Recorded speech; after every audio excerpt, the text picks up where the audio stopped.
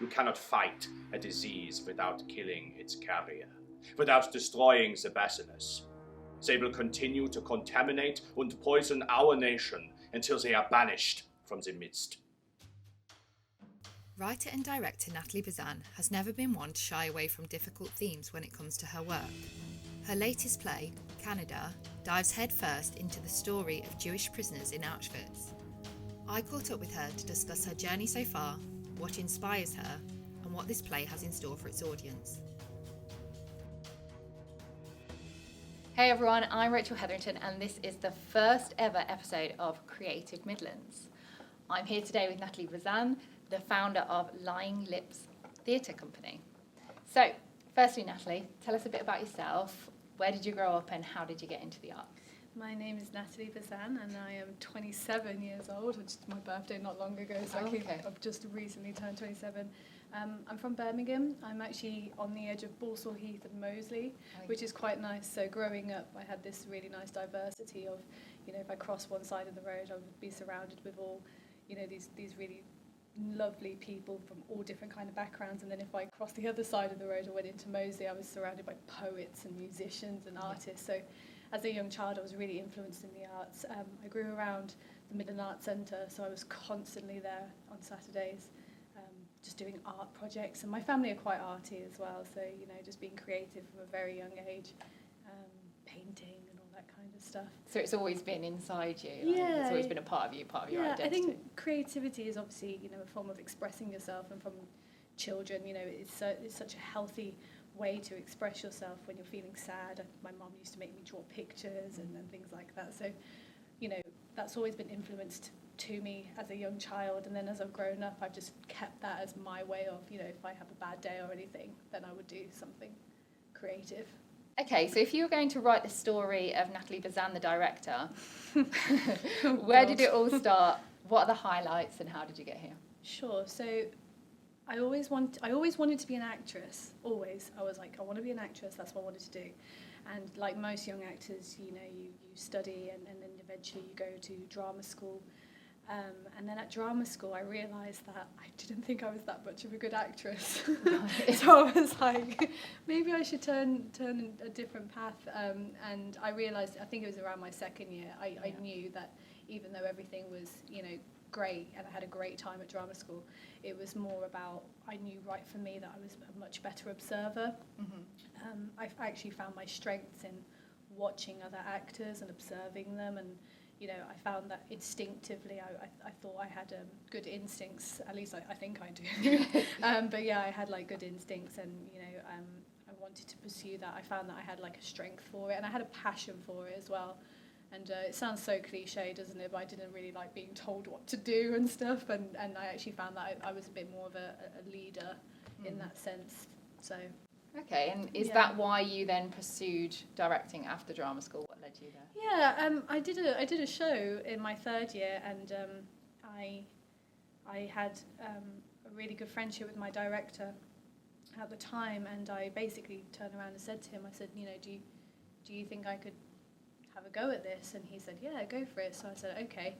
And then I actually approached another director at the time who was doing another show with some people from my drama school, and I found out that he'd written a book, 3 plays, and I had asked him and said, look, can I try out one of your plays? And he was like, yeah, sure. And he literally trusted me with his baby, and I was like, okay. And we put it on, and I realised then, I was like, okay, this is cool. And the play was called Somewhere Else. Yeah. And it was just a canvas, because there was no sort of, there was no name to the characters. It was just like literally a blank canvas for your imagination to go wild. And I thought, let's start there, because at least then I can incorporate my kind of style, what I want to do. And the show turned out really well, so it was really, really good. And I realised then at that point, I thought, yeah, this is where I'm meant to be. So how do you think your acting training has influenced your directing or helped your directing? Sure. So you learn a lot at drama school.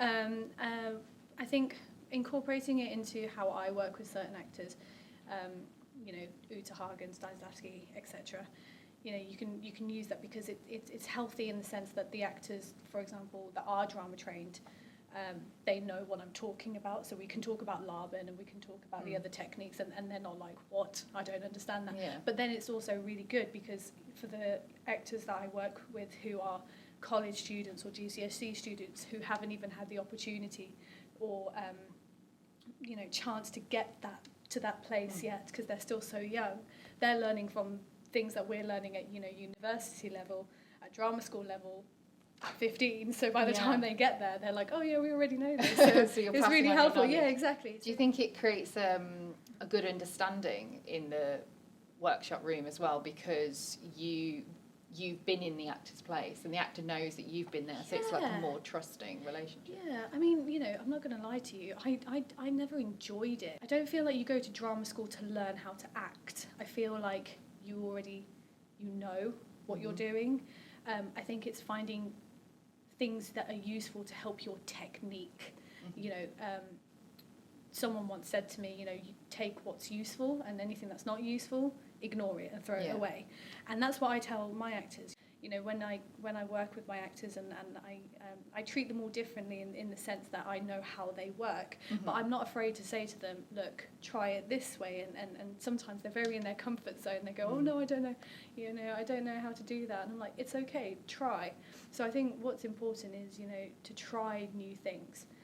Don't be afraid to try new things, and also enjoy exploring, because you don't know what kind of director or what kind of show you're going to do in the future. What about Lying Lips? What's the significance of that? Where did the name come from? So it was. I knew that I knew that I needed to create a name. I'm not going to lie. I had we were somewhere else with my crew. Yeah. We ended up getting a little bit too happy on the alcohol, shall we say, and I just said, yeah, let's call it Lying Lips, and everyone was like, yeah, that sounds good, let's do that, and we just stuck with it. I think it was more of a personal joke that just went a little bit too far, and now it's like stuck. Established and everyone knows about it now, so I was like, can't okay. change it. Yeah, I can't change it. I feel like if I change it, people will be like, oh yeah, it's the Lying Lips crew. It's like, yeah, that's who we are, so we stuck with it. But it's more about this sort of, I guess, idea that actors are liars and that nothing's real, and it's actually, we're the opposite of that. So therefore all my shows are as honest as they can be, and my actors are acting, hopefully not lying, if you like, but they are keeping true to their characters and the story. So actually it's got nothing to do with that. It's more about the shows are as real, and I try to make them as real as they can be. Why is it important for you to create the theatre company? Growing up, especially, I was really fortunate to have, I'm still fortunate to have wonderful parents who support me. And I remember knocking, there was a young theatre group in the Midlands Arts Centre, and they were called MacU Theatre. And I remember standing outside, and I used to watch, because the courses were quite pricey, and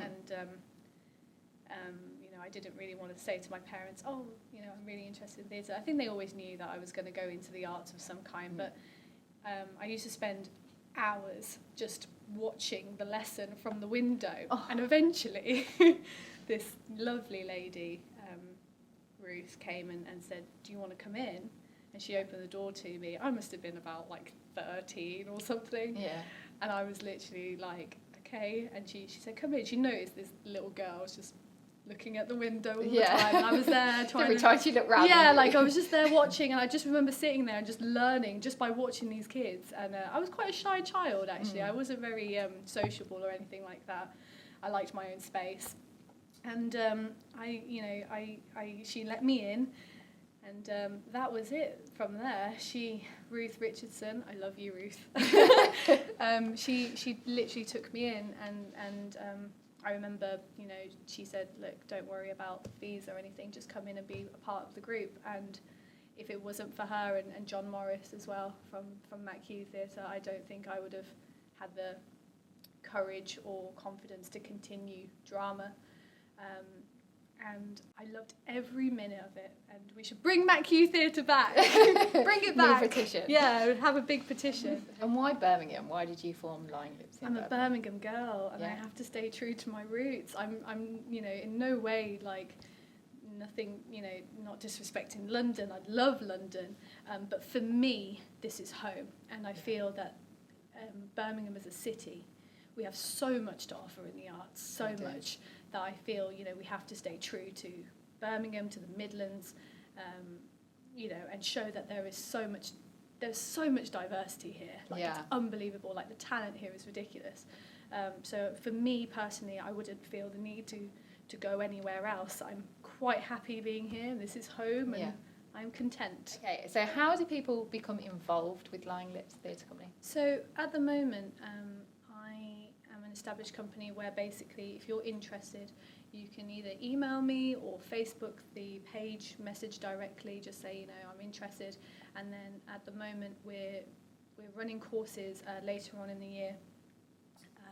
Venues are to be confirmed because we've got a couple of different ones that I need to choose from, but I'll keep you posted on that, where basically we're going to sort of form a youth theatre with young and adults as well, to keep them, obviously, because we want to merge them both together, but classes will be separately.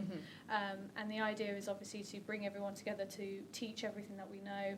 This is a really good way as well for graduates who, might find themselves waiting for that phone call from the agent or anything like that. It just keeps people busy, and I think it's important to have the teaching aspect of it as well. This is the 4th play you've written. Yes. And directed. The 4th. Yeah, so you're doing really well. Yeah, it doesn't sound like that many when you say it out loud, like just the 4th one, but no, writing it feels a play like a long is time. extreme. So the 4th play and actually having it directed and produced is a big thing. And most of those plays are based on quite prominent historical events. Yeah. What draws you to those subjects?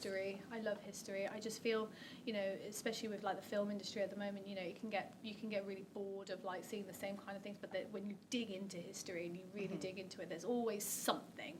There's always something that it's funny.